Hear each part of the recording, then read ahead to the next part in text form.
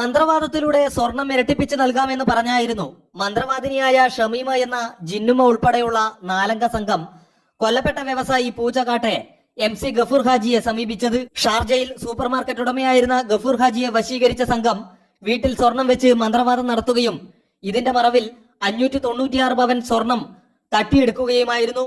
ഈ സ്വർണം തിരിച്ചു ചോദിക്കുമെന്ന് മനസ്സിലാക്കിയ മന്ത്രവാദ സംഘം ഗഫൂർ ഹാജിയെ തന്ത്രപരമായി കൊലപ്പെടുത്തുകയായിരുന്നു. ഭാര്യയും മക്കളും ഉൾപ്പെടെയുള്ളവർ ബന്ധുവീട്ടിലേക്ക് പോയ സമയത്തായിരുന്നു ഗഫൂർ ഹാജിയെ പൂച്ചക്കാട്ട വീട്ടിൽ ദുരൂഹ സാഹചര്യത്തിൽ മരിച്ച നിലയിൽ കണ്ടെത്തിയത്.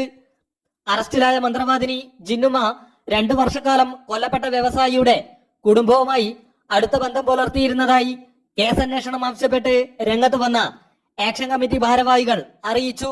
സ്വർണം നഷ്ടമായ കാര്യം കുടുംബാംഗങ്ങൾ അറിഞ്ഞതോടെയായിരുന്നു മരണത്തിൽ സംശയമുയർന്നത്. അറസ്റ്റിലായ ജിന്നുമയെ കൂടാതെ ഇവരുടെ ഭർത്താവ് ഉബൈസ്, പൂച്ചക്കാട് സ്വദേശിനി അസ്നിഫ, മധൂർ സ്വദേശിനി ആയിഷ എന്നിവരാണ് അറസ്റ്റിലായ മറ്റു പ്രതികൾ. 2023 ഏപ്രിൽ 14 പുലർച്ചെയായിരുന്നു ഗഫൂർ ഹാജിയെ മരിച്ച നിലയിൽ കണ്ടെത്തിയത്.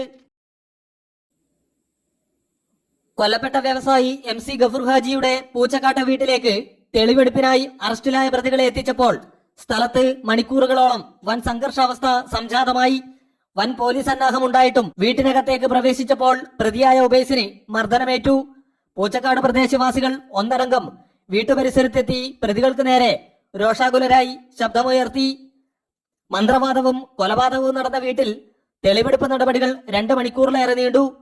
മന്ത്രവാദത്തിന്റെ മറവിൽ ഗഫൂർ ഹാജിയെ കൊലപ്പെടുത്തിയ മന്ത്രവാദിനി ജിന്നുമയും സംഘവും 596 പവൻ സ്വർണമാണ് തട്ടിയെടുത്തിരുന്നത്. ജനക്കൂട്ടത്തെ നിയന്ത്രിച്ച് പ്രതികളെ തെളിവെടുപ്പിനായി വീട്ടിലെത്തിക്കുന്നതിന് പോലീസ് ഏറെ പ്രയാസപ്പെട്ടു.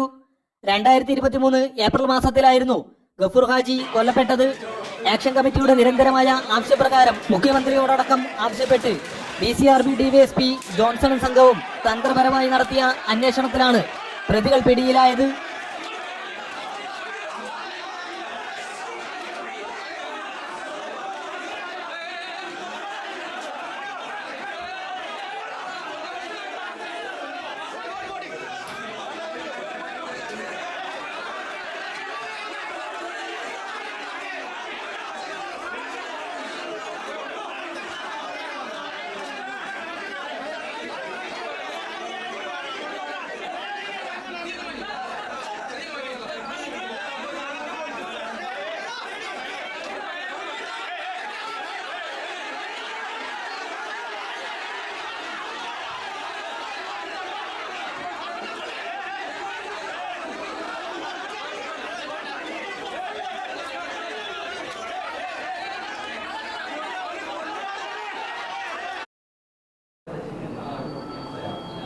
പൂച്ചക്കാട്ടെ വ്യവസായ പ്രമുഖനും സാമൂഹ്യ പ്രവർത്തകനും കാരുണ്യ പ്രവർത്തകനുമായ ഗഫൂർ ഹാജി 2023 ഏപ്രിൽ 14 പുലർച്ചെയാണ് ദുരൂഹ സാഹചര്യത്തിൽ മരിച്ചതായി കണ്ടെത്തിയത്.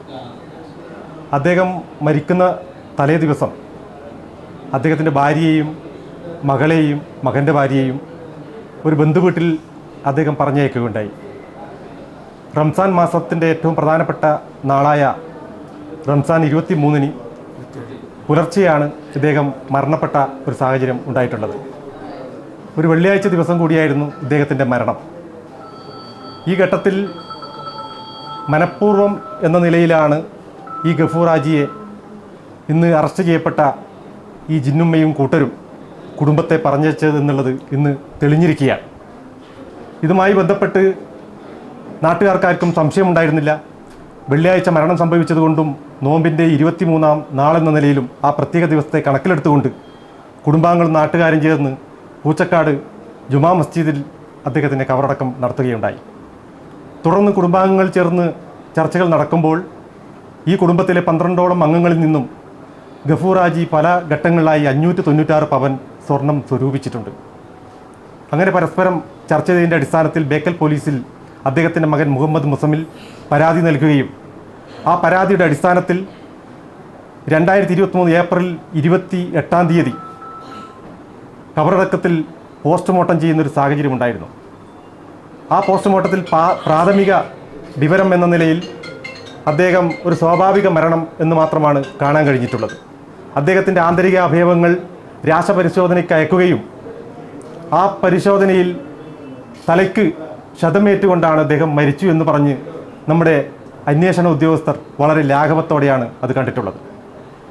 ബേക്കലിൻ്റെ പ്രിയപ്പെട്ട DYSP വളരെ ഖ്യാതികേട്ട ഒരു ഉദ്യോഗസ്ഥനായിരുന്നു. അദ്ദേഹം ഒരുപാട് കേസുകൾ തെളിയിച്ചിട്ടുണ്ട്. അദ്ദേഹത്തോട് ഇന്നും നമുക്ക് ബഹുമാനമുണ്ടെങ്കിൽ പോലും കഴിഞ്ഞ 16 മാസത്തോളം കാലം ആ കേസിനെ ഒരു സാഹചര്യ തെളിവുകൾ നൽകിയിട്ടും അതിനെ ഒരു ലാഘവത്തിലെടുക്കാതെയും ആ കേസിന് ഒരു പ്രസക്തിയില്ലാതാക്കി മാറ്റുകയും ഗഫൂർ ഹാജിയുടെ മരണം ഒരു സ്വാഭാവിക മരണമാക്കി മാറ്റുന്നൊരു സാഹചര്യമാണ് ഉണ്ടായിട്ടുള്ളത്. ഞങ്ങളന്ന് ആക്ഷൻ കമ്മിറ്റി രൂപീകരിച്ചുകൊണ്ട് അന്ന് പറഞ്ഞ വാക്കും ഇന്ന് പറഞ്ഞ വാക്കും ഒന്നാണ്. ഞങ്ങൾ പറഞ്ഞു ഗഫൂർ ഹാജിയുടെ മരണം കൊലപാതകമാണെന്ന്. അത് ഇന്ന് തെളിയിച്ചിരിക്കുകയാണ്. വീണ്ടും ഞങ്ങൾ ഈ കേസുമായി ബന്ധപ്പെട്ടുകൊണ്ട് നിരവധി സമര പോരാട്ടങ്ങൾ നടത്തി. കേരളത്തിൻ്റെ ബഹുമാനായ മുഖ്യമന്ത്രിയെ ഞങ്ങൾ 2 പ്രാവശ്യം കണ്ടു. DGPയെ 2 പ്രാവശ്യം കണ്ടു. ബഹുമാനായ സ്ഥലം MLA പ്രിയപ്പെട്ട CH കുഞ്ഞമ്പു ഞങ്ങളോടൊപ്പം പൂർണ്ണമായി എല്ലാ ഘട്ടങ്ങളിലും ഞങ്ങളോടൊപ്പം ഉണ്ടായി. ഈ പ്രദേശത്തെ രാഷ്ട്രീയ പാർട്ടി പ്രതിനിധികൾ, പ്രിയപ്പെട്ട MA ലത്തീഫ് അടക്കമുള്ള ഒരുപാട് നേതാക്കൾ ഞങ്ങളോടൊപ്പം സന്ധിയില്ലാത്ത സമരങ്ങൾക്ക് നേതൃത്വം നൽകി. ആ ഘട്ടങ്ങളിൽ ഈ അന്വേഷണത്തിന് ഒരുപാട് സാഹചര്യ തെളിവുകൾ നൽകിയിട്ടും എന്തുകൊണ്ട് ബേക്കൽ പോലീസിന് ഇത് തെളിയിക്കാൻ കഴിഞ്ഞില്ല എന്നുള്ളത് ഞങ്ങളെ ഇന്ന് ചിന്തിപ്പിക്കുകയാണ്.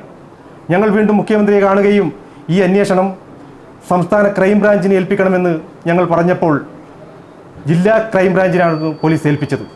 DYSP ഉത്തംദാസിൻ്റെ നേതൃത്വത്തിൽ അന്വേഷണം നടത്തുകയും ഉത്തംദാസ് അവിടെ പോലീസുകാരുടെ അഭാവം കൊണ്ട് ഈ അന്വേഷണം എനിക്ക് മുന്നോട്ട് കൊണ്ടുപോകാൻ പറ്റില്ല എന്നുള്ളത് ഔദ്യോഗികമായി കുടുംബത്തെയും ആക്ഷൻ കമ്മിറ്റി ഭാരവാഹികളും അറിയിക്കുകയുണ്ടായി. ഞങ്ങൾ വിട്ടില്ല. ഞങ്ങൾ വീണ്ടും സന്ധിയില്ലാ സമരവുമായി ഞങ്ങൾ മുന്നോട്ട് നീങ്ങി. ആ ഘട്ടത്തിലാണ് DCRBയുടെ ഒരു പുതിയ DYSP ഇന്ന് നമ്മൾ അറസ്റ്റ് രേഖപ്പെടുത്തിയ ബഹുമാന്യായ ഏറ്റവും പ്രിയപ്പെട്ട ജോൺസൺ സാറിൻ്റെ നേതൃത്വത്തിൽ ഈ അന്വേഷണം ഏറ്റെടുത്തത്. ഞങ്ങളെ സംബന്ധിച്ചിടത്തോളം ആദ്യഘട്ടങ്ങളിൽ വലിയൊരു പ്രതീക്ഷയൊന്നും ഉണ്ടായിരുന്നില്ല. ഇതൊരു സ്റ്റേറ്റ് സ്പെഷ്യൽ ക്രൈംബ്രാഞ്ച് ഏറ്റെടുത്താൽ മാത്രമേ ഇതിൻ്റെ സത്യം പുറത്തു വരൂ എന്ന് ഞങ്ങൾ ആഗ്രഹിച്ചിരുന്നെങ്കിൽ പോലും ജോൺസൺ എന്ന് പറയുന്ന മികവുറ്റ ഉദ്യോഗസ്ഥൻ നമ്മുടെ ജില്ലയ്ക്കും നമ്മുടെ സംസ്ഥാനത്തിനും പോലീസിനും വലിയൊരു മാറ്റമാണെന്ന് സൃഷ്ടിച്ചതെന്ന് ഈ അവസരത്തിൽ പറയാൻ ഞാൻ ആഗ്രഹിക്കുകയാണ്. ഏതായാലും ഈ കുടുംബക്കാരോടൊപ്പം ഞങ്ങളുടെ ആക്ഷൻ കമ്മിറ്റി ഭാരവാഹികൾ എല്ലാവരും എല്ലാ സമയങ്ങളിലും അവരുടെ കഴിവിൻ്റെ പ്രവർത്തനങ്ങളൊക്കെ നടത്തി പറ്റുന്ന സാഹചര്യ തെളിവുകൾ നൽകിക്കൊണ്ട് ഇതിന് കൃത്യമായ ഒരു പരിസമാപ്തി കുറിക്കുന്ന രീതിയിലുള്ള പ്രവർത്തനമാണ് ഞങ്ങൾ നടത്തിയിട്ടുള്ളത്. ഞങ്ങൾ വളരെയധികം സന്തോഷിക്കുകയാണ്. ബഹുമാനപ്പെട്ട ജില്ലാ പോലീസ് മേധാവി പ്രിയപ്പെട്ട ജില്ലാ പോലീസ് മേധാവി ശില്പ അവർകൾക്കും ASP ബാലകൃഷ്ണൻ സാറിനും പ്രിയപ്പെട്ട ഞങ്ങൾ എന്നും ബഹുമാനിക്കുന്ന സ്നേഹിക്കുന്ന ഞങ്ങൾ അടുത്ത കാലത്ത് പരിചയപ്പെട്ട പ്രിയപ്പെട്ട ജോൺസൺ സാറിനെയും ഞങ്ങളുടെ ആക്ഷൻ കമ്മിറ്റിയുടെ എല്ലാവിധ അഭിനന്ദനങ്ങളും ഈ അവസരത്തിൽ അറിയിക്കുകയാണ്.